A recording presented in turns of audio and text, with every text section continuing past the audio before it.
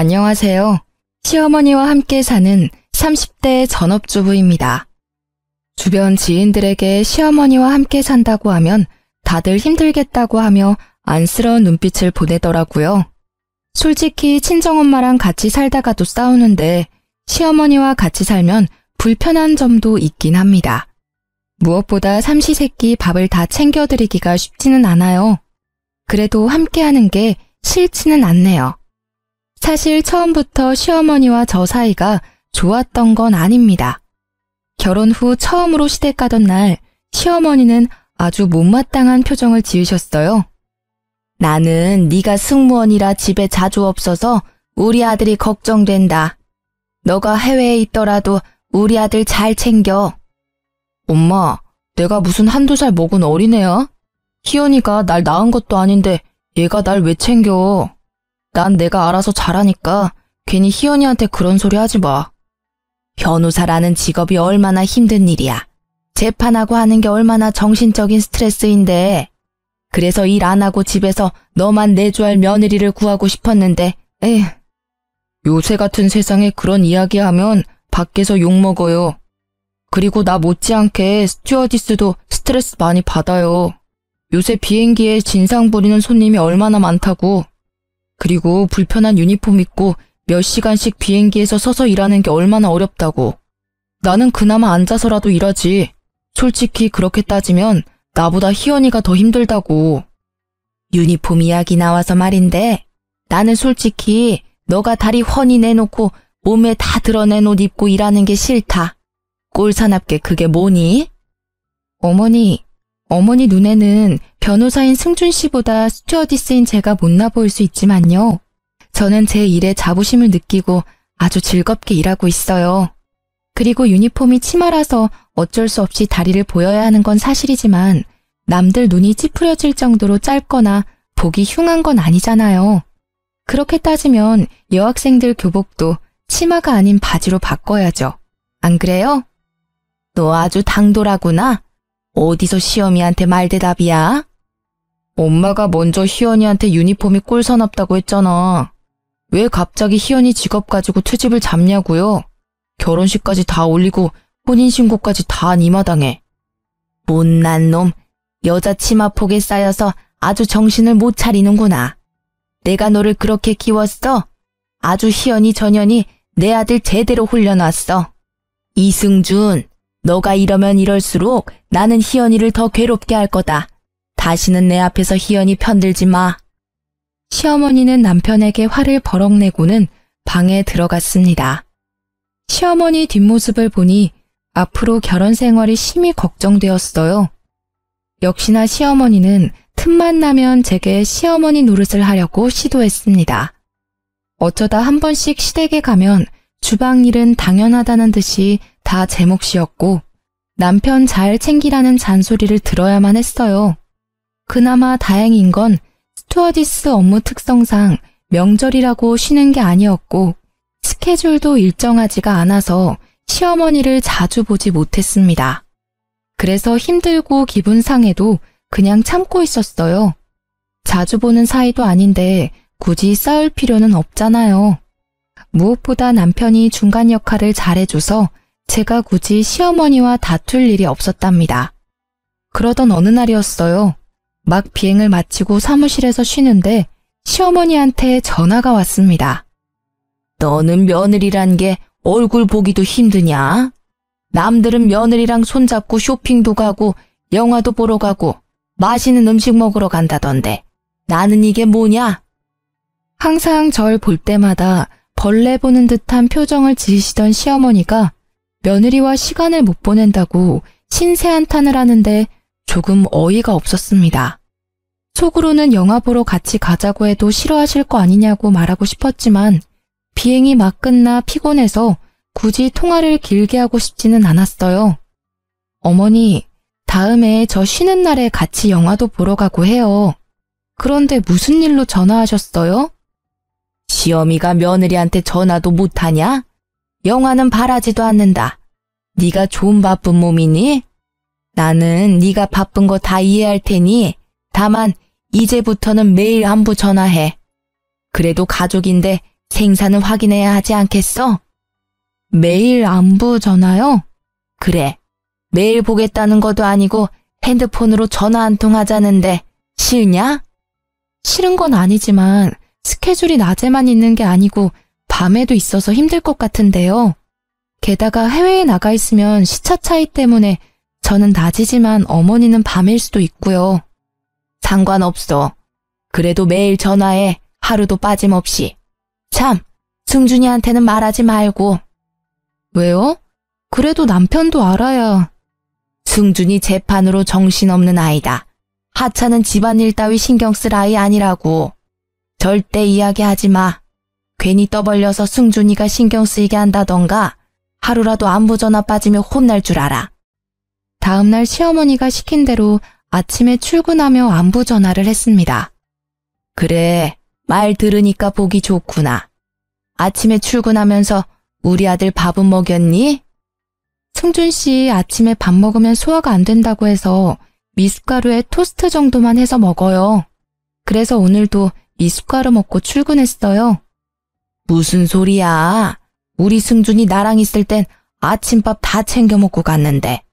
미숫가루에 빵 쪼가리 먹고 어떻게 하루를 버티니? 너는 네가 해외에 나가 있을 동안 승준이를 못 챙기면 한국에 있을 때만이라도 밥을 잘 챙겨야 할 거 아니냐? 우리 승준이 어디 아프기라도 하면 어쩌려고? 승준 씨가 어머니와 같이 살았을 때 하도 먹고 가라고 해서 어쩔 수 없이 먹긴 했는데 온종일 속이 더부룩해서 고생했다고 하더라고요. 그래서 저랑 결혼 후에는 미숫가루에 간단한 빵 먹고 출근해요. 내가 이래서 너한테 매일 안부 전화를 하라는 거야. 승준이 머리 쓰는 일이라 스트레스도 많을 텐데 그리 부실하게 먹어서 걱정되는구나. 어제 저녁 때는 승준이 뭐 먹였어? 승준 씨가 어제 늦게 끝나고 와서 간단히 치킨 시켜 먹었는데요. 치킨을 시켜 먹어? 가게에서 어떤 기름에다가 튀긴지도 모르는 그런 음식을 먹였단 말이야? 그깟 치킨 그냥 닭 한 마리 사다가 기름에 튀기면 되는 거를 왜 굳이 사다 먹여? 그래서 우리 승준이 힘이 나겠니? 안 되겠다. 오늘 내가 사골 끓여서 집에 가마. 내일 아침부터 승준이 사골국에다가 말아서 밥 잘 먹여라. 알겠니? 그날 밤 시어머니는 정말로 사골국을 한솥 끓여서 왔지만 남편은 좋아하지도 않는 사골국을 왜 끓여왔냐고 하더라고요. 당연히 남편은 다음날 사골국을 먹지 않았습니다. 그 뒤로도 매일 안부 전화를 했고 그때마다 시어머니는 아들 걱정뿐이었어요. 며칠 뒤 그날은 런던 비행 스케줄이 잡힌 날이었고 시차 때문에 전화 못할 수도 있어서 시어머니한테 미리 말했습니다. 시차는 무슨 상관없다. 오늘 다른 나라 도착하자마자 꼭 전화해라. 솔직히 네가 거기서 다른 남자를 만나 불륜을 저지를 수도 있잖아. 나는 널 못 믿으니 목소리라도 들어야겠다. 시어머니의 말도 안 되는 억지에 기분이 확 상했습니다. 그렇게까지 절 못 믿겠다고 하시니 한국 시각이 몇 시가 되든 간에 도착하자마자 전화해야겠다는 생각이 들었어요. 한국에서 런던까지 12시간가량 비행을 마치고 한숨 돌리니 런던 현지 시각이 오후 7시였고 곧바로 안부 전화했더니 받지 않았습니다. 그때 한국 시각은 새벽 3시, 깊은 잠을 잘 시간이었거든요. 그냥 끊으려다가 시어머니의 막말이 떠올라 다시 전화를 걸었습니다. 이번에는 잠에 취한 목소리로 전화를 받더라고요. 지금 몇 시인데 전화질이야? 어머, 한국은 새벽인가 봐요. 여기 런던은 오후 7시거든요. 어머니, 저 지금 도착했다고 전화 건 거예요. 이제 숙소에서 짐 풀고 자려고요. 한 번 안 받으면 자는가 보다 하고 말아야지. 왜 2번이나 해서 사람 잠을 깨워? 겨우 잠들었는데. 제가 다른 남자 만나 불륜 저지르면 어떡하냐고 하셨잖아요. 걱정이 너무 크셔서 전화했어요. 제 걱정 때문에 잠도 제대로 못 주무시나 봐요. 숙소에는 여자 스튜어디스만 있으니까 제가 불륜을 저지른다는 걱정하지 마세요. 아유, 내가 말을 말아야지. 시어머니는 전화를 끊었고 그 뒤로 다시는 전화하라는 말은 하지 않았습니다. 어느덧 결혼한 지 2년이 되었고 그 무렵 대유행 바이러스가 전 세계로 퍼졌어요. 해외여행이 중단되면서 스튜어디스 대부분이 해고당했고 저 역시 마찬가지였습니다. 게다가 신혼집 전세가 만기가 되었고 집주인이 들어와 산다고 해서 집을 새로 구해야만 했어요. 그런데 집값이 너무 비싸고 저까지 해고당해서 경제적으로도 힘들었습니다. 다시 새로운 일을 구하려 했지만 경기도 어렵고 코로나라는 상황 때문에 사람을 새로 뽑는 곳이 거의 없었어요. 이렇게 막막한 날들을 보내던 중 남편이 진지하게 할 말이 있다고 하며 다가왔습니다. 요새 엄마가 많이 우울해하셔. 혼자 계셔서 더 걱정도 되고. 그래서 말인데 우리 전세도 끝났고 집값이 너무 비싸서 구하기도 힘든 상황이니 엄마랑 같이 사는 건 어때?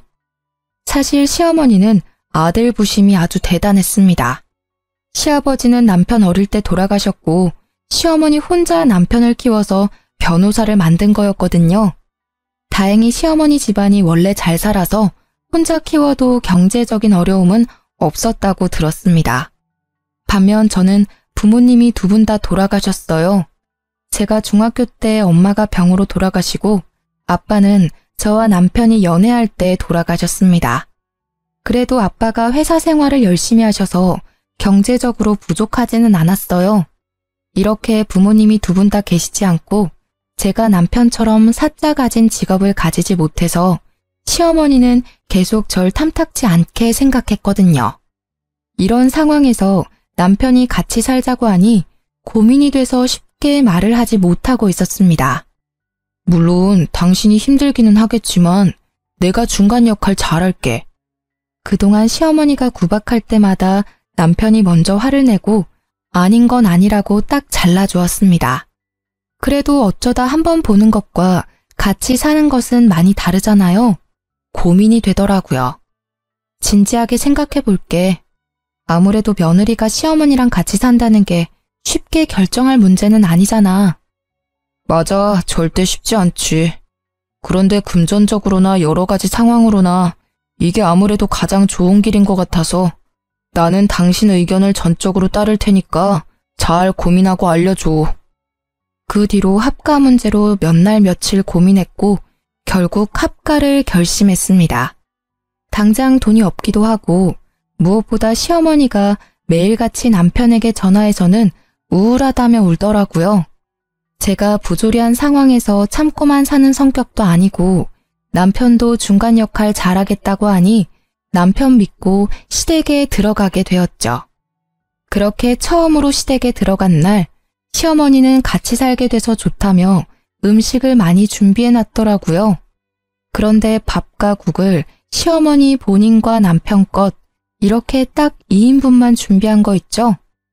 어머니, 왜 제 밥과 국은 없어요? 나이 들어봐라. 맨날 하던 밥도 제대로 못하겠다. 그리고 내가 너 밥이랑 국도 차려줘야 하니? 밥통도 비워졌고 저기 쌀도 있으니까 네가 알아서 해먹어라. 어차피 밥, 국 하는 김에 조금 더 하면 되지. 그리고 내 밥은 차려주면서 며느리 밥은 왜 못 차려줘? 며느리 옆에 있다고 구박하거나 뭐라고 하지 마. 남편은 자리에서 일어나 밥그릇과 국그릇을 가져와 자신의 밥과 국을 덜어주었습니다. 그래서 저도 같이 먹기 시작하는데 시어머니가 고기와 같은 반찬을 다 남편 쪽으로 밀어넣더라고요. 보니까 제 앞에는 김치뿐이었고 남편 앞에는 고기에 제철 나물에 생선 반찬이 있었습니다. 엄마, 나도 팔 다 닿아. 식탁 모서리에 있어도 내가 팔 뻗어서 먹을 수 있다고. 도대체 왜 그래? 며느리 왔으니까 무슨 시어머니 노릇이라도 하겠다는 거야? 왜 희연이는 먹기 힘들게 모든 반찬을 다 내 앞에다가 놓냐고. 이게 아들을 생각하는 엄마 마음이다. 니는 아직 네 자식 안 낳아봐서 몰라. 내 자식 고기 한 점, 생선 한 점이라도 먹이고 싶은 내 마음이라고. 넌 알지도 못하면서. 엄마가 이러면 너무 부끄러워. 그러니까 이러지 마. 만약에 계속 이러면 나 희연이 데리고 월세방이라도 들어가서 살 거야. 알겠어요? 알았다, 알겠어. 아유, 너 무서워서 괴롭히겠냐? 아들 키운 거 소용없다니까. 하지만 말과는 다르게 시어머니 눈은 저를 매섭게 흘겨보고 있었습니다. 다음 날 아직 날이 밝지도 않은 새벽 5시부터 시어머니가 저만 깨워서는 조용히 나오라고 성화였어요. 아직 해도 안 떴는데 왜 벌써 깨우세요? 벌써? 너는 생각이 있는 거냐 없는 거냐? 승준이 출근해야 하니 얼른 아침밥 준비해야 할 거 아니냐? 어제 내가 식재료 다 써버려서 냉장고 텅텅 비었으니 얼른 새벽 시장 가서 장 봐. 얼른 나가라고 독촉해서 어쩔 수 없이 새벽 시장에 갈 채비를 위해 방으로 향했습니다. 어디 가는 거냐? 새벽 시장 가라니까. 왜 도로 방에 들어가? 이 새벽에 잠옷 입고 머리 이러고 시장 가면 사람들이 저 제정신 아닌 사람으로 봐요. 옷은 갈아입고 나가야죠. 지갑도 챙기고요. 방에 들어가니 잠기가 밝은 남편이 이미 일어나서는 신경이 곤두서 있었습니다. 아직 해도 안 떴는데 무슨 일이야? 어머니가 당신 아침 먹여야 한다고 밥상 준비하라고 그러시네. 그래서 지금 새벽 시장에 장 보러 가. 남편은 제 말이 떨어지기가 무섭게 방문을 열었습니다. 문 앞에서는 시어머니가 팔짱을 끼고 제가 나오기만을 기다리고 있었어요. 그런데 기다리던 제가 아닌 남편이 나오자 당황해 하더라고요. 아, 아들 일어났어? 좀 더 자지 않고. 계속 들락날락 하는데 내가 어떻게 자. 그리고 내가 언제부터 아침 챙겨 먹었다고. 엄마가 아침밥 차려줘도 나 안 먹었잖아. 기억 안 나? 나 희연이한테 아침 차려주라는 말 안 했어. 희연이가 아침에 너 밥 차린다고 혼자 일어나 있길래 나도 도와주러 나온 거야. 무슨 말도 안 되는 소리야. 희연이 결혼하고 한 번도 내 아침 차려준 적 없어. 내가 나 아침 안 먹는다고 말해서 아침에는 아예 밥 준비도 안 했다고. 그런데 무슨 갑자기 새벽 5시부터 일어나서 아침을 준비해? 보나마나 엄마가 시킨 거겠지. 희연아, 신경 쓰지 말고 얼른 들어가서 더 자. 남편은 제 손을 붙잡고 방으로 들어갔고 시어머니는 그 뒤에서 아무 말도 못하고 계속 흘겨보았습니다. 그 매서운 눈빛을 보니 앞으로 시집살이가 녹록지 않겠다는 생각이 들었어요. 그리고 속으로 다짐했죠. 당하고만 살지 않으려면 정신 똑바로 차려야겠다고요. 그날 오전 남편이 출근하자마자 시어머니가 저를 불렀습니다. 그러더니 냉장고의 모든 음식을 다 꺼내더라고요. 분명 새벽에는 냉장고에 식재료가 없다고는 했지만 냉장고는 각종 음식으로 가득 채워져 있었습니다. 어느 정도냐면 전쟁 나서 못 사 먹어도 이 냉장고만 있으면 한 달은 넉넉히 먹고 살겠더라고요. 사실 남편이 그동안 그렇게 버리라고 했지만 시어머니는 언젠간 다 쓸모 있다며 절대 버리지 않았습니다. 이제야 다 꺼냈네. 나는 친구들 만나러 다녀올 테니 너는 냉장고 청소도 하고 이 음식들 다 보기 좋게 정리해라. 음식들 있을 때는 몰랐는데 보니까 냉장고 구석구석 음식 국물 같은 게 많이 묻었더라. 하나도 남김없이 깨끗하게 닦아놔. 알겠니? 이 말을 남기고 시어머니는 나갔습니다. 냉장고를 열어보니 김치국물은 기본이고 각종 음식물 찌꺼기에 벌레 사체까지 있더라고요. 그동안 이런 냉장고에서 나온 음식으로 요리를 했다고 생각하니 속이 울렁거릴 지경이었습니다. 고무장갑을 끼고 1시간가량을 수세미로 문지르고 행주로 닦아가며 청소했네요. 그리고 다시 식재료들을 넣으려는데 식재료들이 하나같이 먹을 수 없는 음식들이었습니다. 언제 산지도 모르는 돌덩이 같은 김밥, 뚜껑만 열어도 신냄새가 코를 찌르는 김치, 색이 이미 이상하게 변한 나물까지 뭐 하나 제대로 쓸만한 게 없어 보였어요. 어차피 먹을 수도 없으니 음식물 쓰레기로 버려버렸습니다. 그렇게 정리를 마치고 간단히 라면으로 아침 겸 점심을 먹었어요. 그날 오후 시어머니가 식재료를 한가득 들고 왔습니다. 내가 시킨 일은 다 했어? 냉장고 검사 좀 하자. 냉장고 문을 연 시어머니는 화를 내기 시작했습니다. 냉장고가 왜 텅텅 비었어? 다 버린 거야?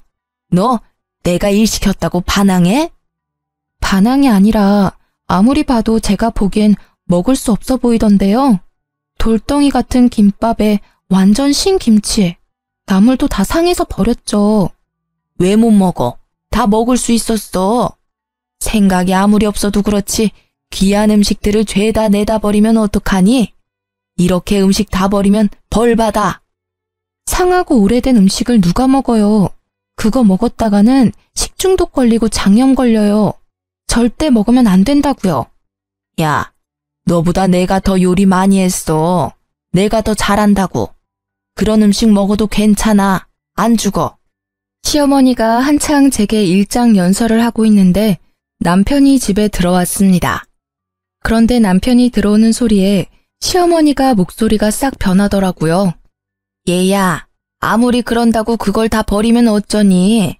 다 먹을 수 있는 음식이었는데. 그러니까 내가 같이 하자고 했잖아.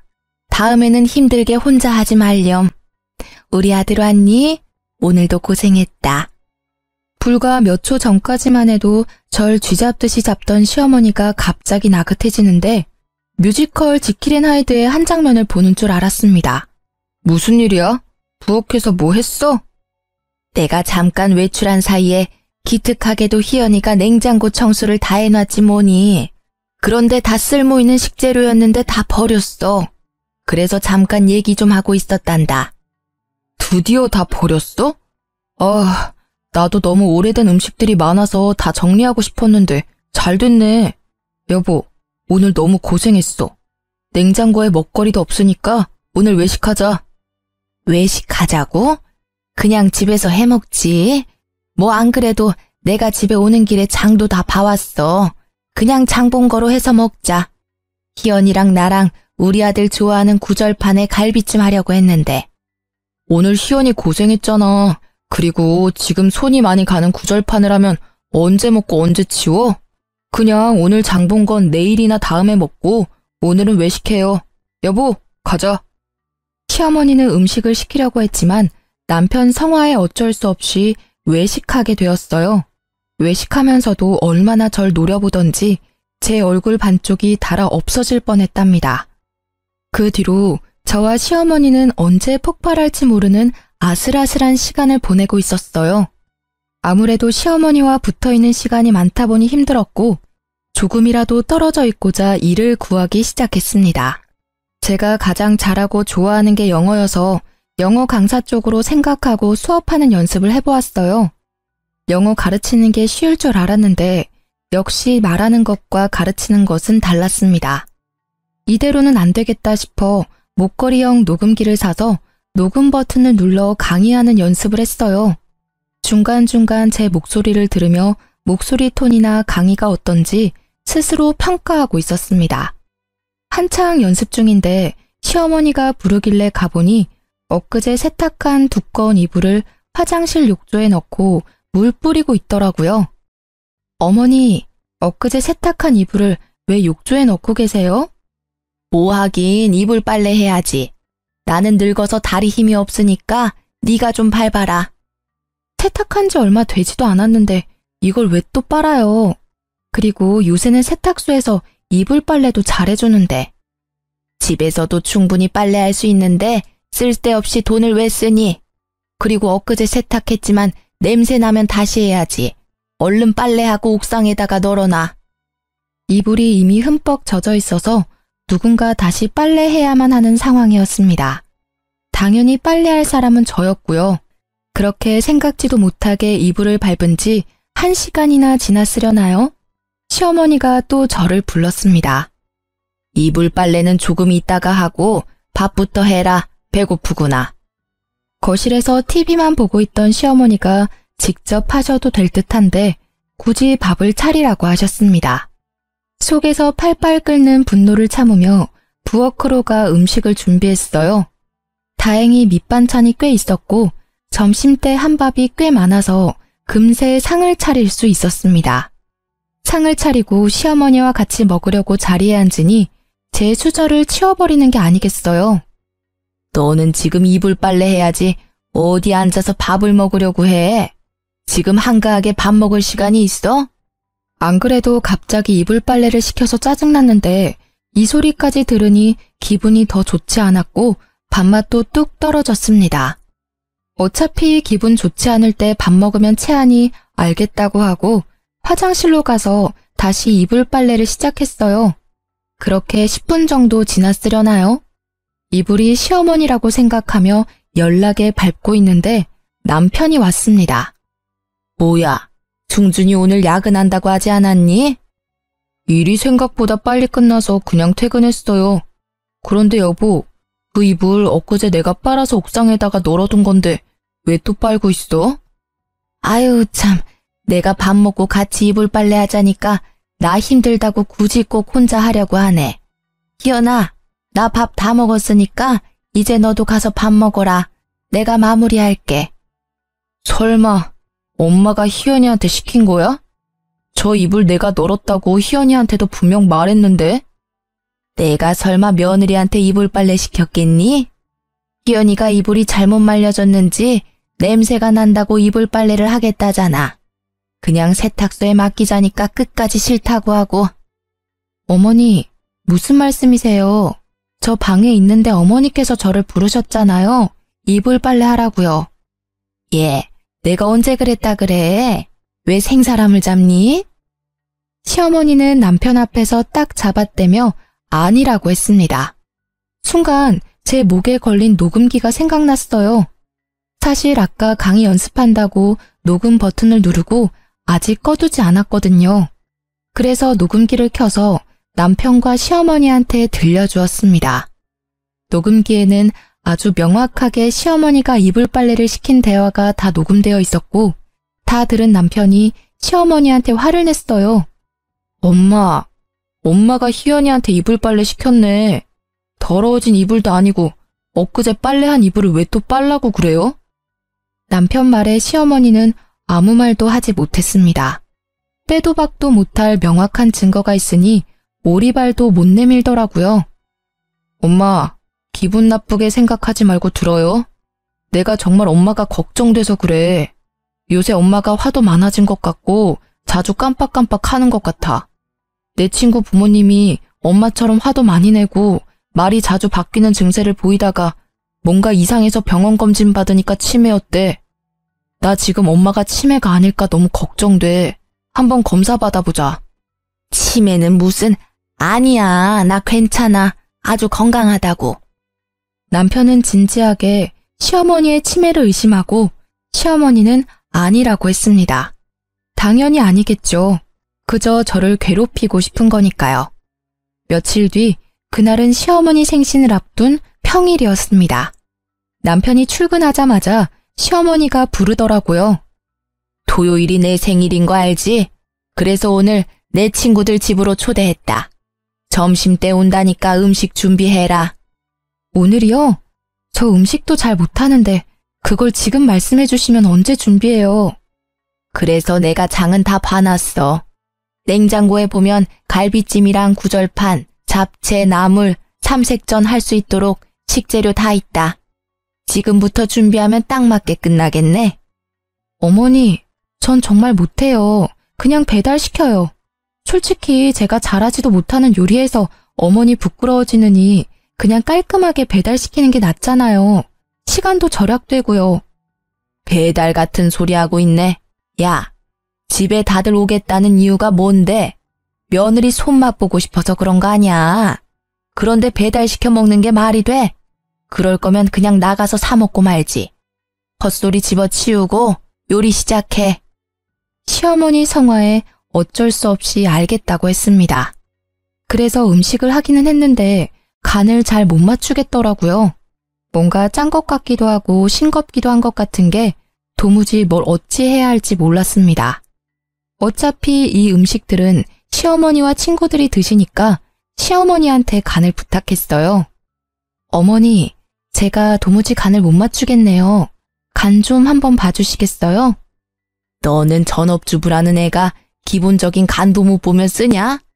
갈비찜에는 간장 좀 더 넣고 나물에는 소금 좀 더 넣어라. 그리고 국은 또 왜 이리 짜? 물 좀 더 넣어. 잠시 후 시어머니 친구들이 집에 왔고 긴장되는 마음으로 상을 차렸습니다. 걱정이 되긴 했지만 시어머니가 간을 봤으니 괜찮으리라 생각했어요. 그런데 한 입씩 맛보던 시어머니 친구들이 오묘한 표정을 지었습니다. 갈비찜은 좀 짜네. 국은 또 싱겁고. 음식이 왜 이러지? 그래? 맛이 좀 이상하긴 하네. 얘, 너 도대체 간을 어떻게 한 거야? 전업주부가 이깟 간 하나 맛깔나게 못 맞추면 뭐하러 사니? 똑바로 못해? 시어머니는 친구들 말에 민망했는지 괜히 큰 소리를 내셨고 아침부터 열심히 일했지만 오히려 욕만 얻어먹은 저는 화가 났습니다. 이거 다 어머니가 직접 간 보신 거잖아요. 저는 어머니가 하라는 대로 했는데요. 뭐야?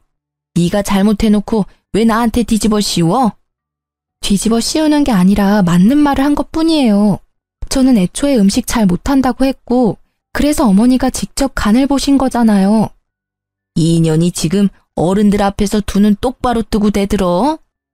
시어머니는 화를 이기지 못하고 식탁에 있던 구절판과 갈비찜을 그대로 저한테 부어버렸습니다. 다행히 갈비찜이 뜨겁지는 않았지만 갈비찜 소스가 눈에 들어가서 눈이 따가웠어요. 그래서 눈도 제대로 못 뜨고 걷다가 실수로 국을 시어머니 친구의 옷에 쏟아버렸습니다.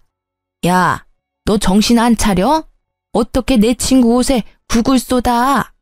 어머니가 갈비찜을 제 얼굴에 부어서 그러는 거잖아요. 그러게 왜 갈비찜을 붓고 난리세요? 희자야, 이러다가 며느리 잡겠다. 난 괜찮으니까 신경 쓰지 말고 그만해. 아니야, 이런 버릇없는 년은 아주 혼쭐을 내야 해. 그만하라고. 이러면 내가 미안해지잖아. 며느리야, 난 괜찮으니 신경 쓰지 말고 일단 너 얼굴 먼저 닦아라. 아니다, 우리 그냥 돌아가야겠어. 오늘은 날이 아닌 것 같네. 희자야, 우리 다음에 따로 보자. 결국 시어머니 친구들은 집에 가버리고 시어머니는 불같이 화를 냈어요. 그깟 갈비찜 소스 눈에 좀 들어갔다고 그렇게 생난리야?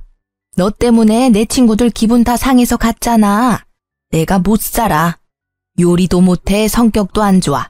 이딴 거를 내가 며느리로 뒀다. 아이고, 내 팔자야. 얼른 이거나 다 치워. 갈비찜 소스를 뒤집어 쓴 저는 일단 씻고 싶은 마음에 화장실로 가니 시어머니가 부엌부터 치우라고 난리였습니다. 그때 회사에 간 남편이 중요한 서류를 두고 왔다면서 집에 왔어요. 그런데 부엌은 난리가 났고 저는 음식물을 뒤집어 쓰고 있으니 남편이 깜짝 놀라 비명을 지르더라고요. 이게 어찌 된 일인지 물었습니다. 집안 꼴이 왜 이래? 당신은 왜 갈비찜을 뒤집어 쓰고 있어? 방금 어머니 친구들이 왔다 가셨는데 어머니가 승준아, 내가 늙어서 그런지 손에 힘이 없지 뭐니.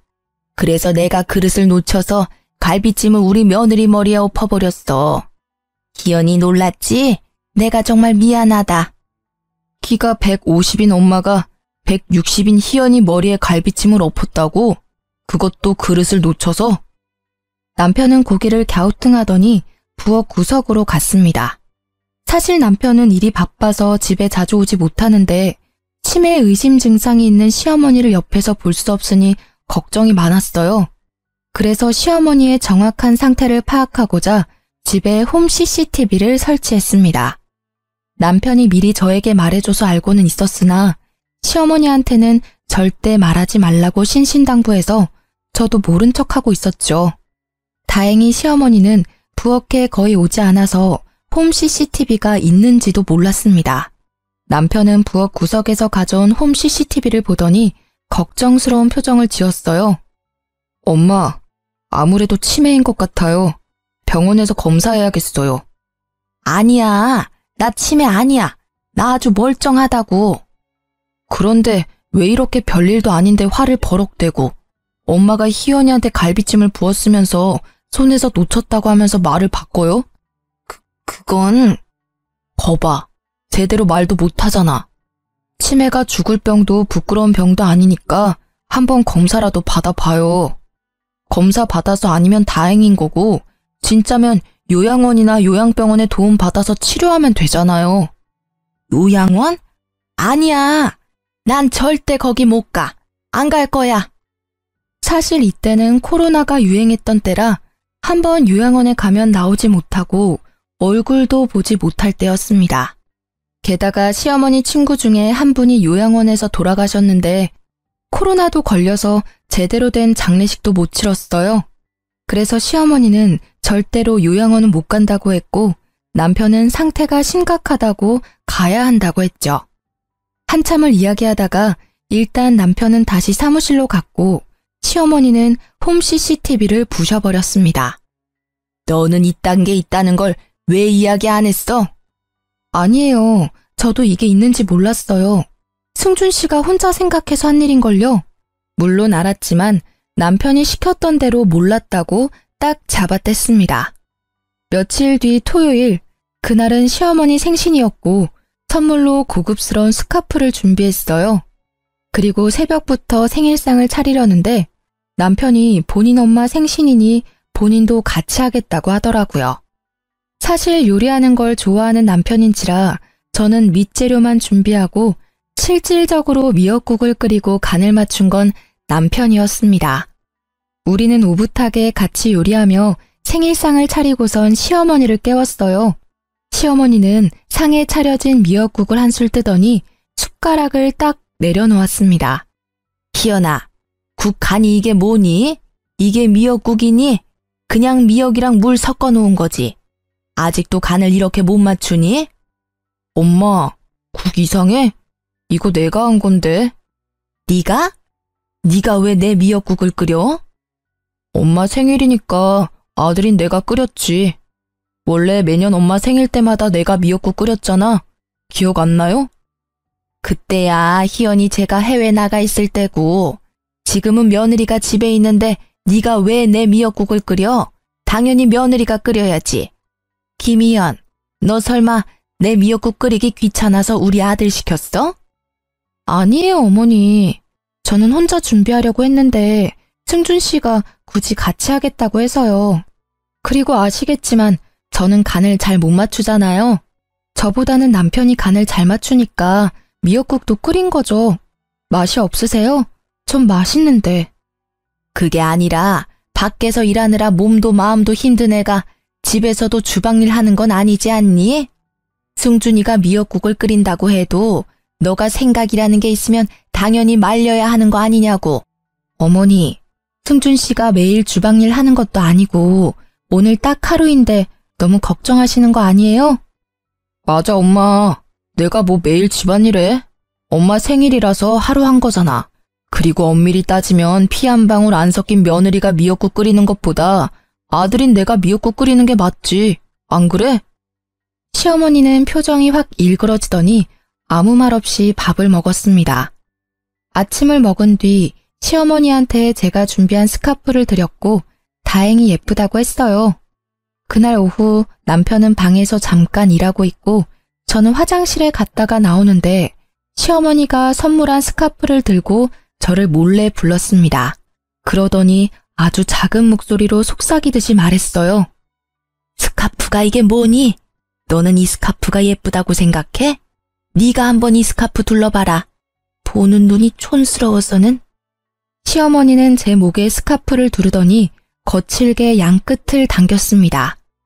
힘이 세지는 않았지만 그래도 양끝을 당기니 목이 살짝 졸려서 캑캑댔어요. 그런데 그때 방에서 일하던 남편이 나왔습니다. 지금 이게 뭐 하는 짓이에요? 아니, 그게 아니라. 엄마 진짜 미친 거예요? 왜 목을 졸라요? 도대체 왜 그래요, 왜? 이래도 엄마가 멀쩡하다고요? 지금 엄마 하는 행동을 봐봐요. 대체 왜 아니라고 우기시는 거예요? 그게 아니라, 아들아, 내 말 좀 들어봐. 오해야. 그러나 남편은 이미 화가 나서 시어머니 말을 들으려 하지 않았어요. 화가 난 남편은 방에 들어가더니 외출 준비를 했습니다. 다들 외출 준비해. 엄마 생일이니까 교회로 나가서 이야기하자. 어디로 가는지 궁금했지만 남편 얼굴이 얼음장보다 차가워서 저나 시어머니나 아무 말 못하고 남편을 따라 나설 수밖에 없었습니다. 그렇게 차를 타고 간 곳은 웬 요양원이었어요. 요양원엔 왜 온 거니? 여기 내 친구 아버지가 운영하는 요양원이에요. 엄마가 말도 자주 바뀌고 난폭해지는 게 아무래도 치매 같아서 요양원 알아봤어요. 그럼 날 여기에 보내겠다는 거야?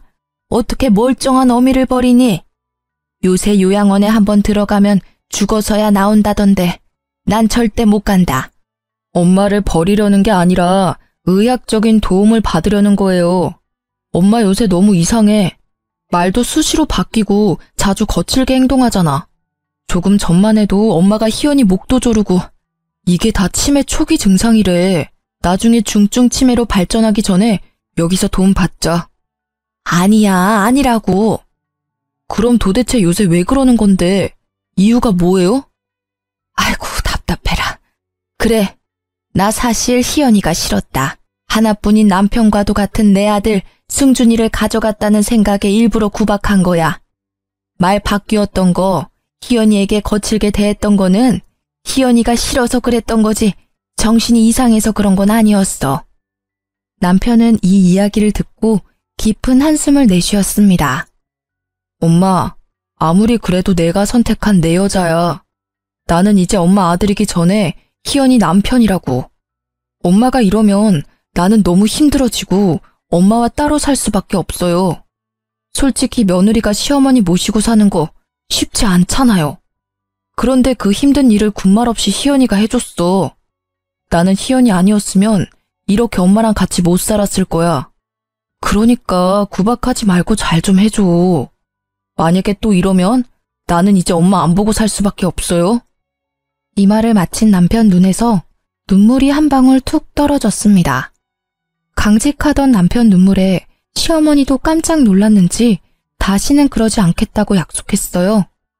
그 뒤로 시어머니는 저를 괴롭히지 않았고 평화로운 1년이 지났습니다. 저는 영어 강사로 취업했고 남편 변호사 사무실은 더 잘 되고 있었어요. 시어머니도 운동과 취미 활동을 하며 건강히 생활하고 계십니다. 그리고 지난주 시어머니 생신이 있었어요. 이번에는 남편이 일이 많아 새벽부터 저 혼자 시어머니 생일상을 차렸습니다. 이걸 너 혼자 다 차린 거니? 정말 고생 많았다. 고맙게 잘 먹으마. 불과 1년 전까지만 해도 음식 못한다고 그렇게 구박하셨는데 이렇게 고맙다고 말씀해 주시니까 너무 좋은데요? 얘는 부끄럽게 지나간 일을 왜 꺼내니? 이연아, 내가 그동안 너한테 내색은 안 했지만 나랑 같이 살아줘서 정말 고맙다. 어머니, 갑자기 왜 그런 이야기를 하세요? 낯간지러워요. 사실 친하게 지내던 친구 하나가 있는데 그 집 아들 며느리가 멀쩡한데도 그 친구를 요양원에 강제로 입소시켰대. 가끔 나랑 통화하는데 너무 억울해하고 힘들어하고 있더라. 그런 모습을 보니까 이렇게 아들 며느리와 함께 사는 게 얼마나 행복하고 감사한 일인지 느꼈단다. 우리 앞으로 친정엄마와 딸 사이까지는 못하더라도 친한 친척처럼 잘 지내보자. 제 손까지 붙잡으시며 진심으로 말씀하시는데 어지간하면 감동받지 않는데도 눈물이 찔끔 나오더라고요. 그리고 그때 결심했습니다. 시어머니를 진짜 친정엄마처럼 모시고 살기로요. 그날 시어머니와 저는 아주 행복하게 웃으며 세상에서 가장 맛있는 식사를 했네요. 저와 시어머니가 서로 마주보고 편안하게 밥을 먹기까지는 남편 도움이 참 컸습니다.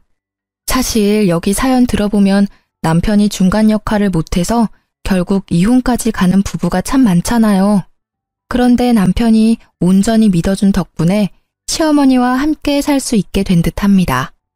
본인도 힘들었을 텐데 중간 역할을 듬직하게 잘해준 제 남편, 승준 씨에게 너무 고맙네요. 이제는 시어머니를 제 친정엄마라 생각하고 극진히 모시며 남은 인생 즐겁게 살겠습니다. 제 사연을 끝까지 들어주신 청취자 여러분도 항상 즐거운 일만 가득하시길 바라며 이야기를 마치려 합니다. 끝까지 들어주셔서 감사해요.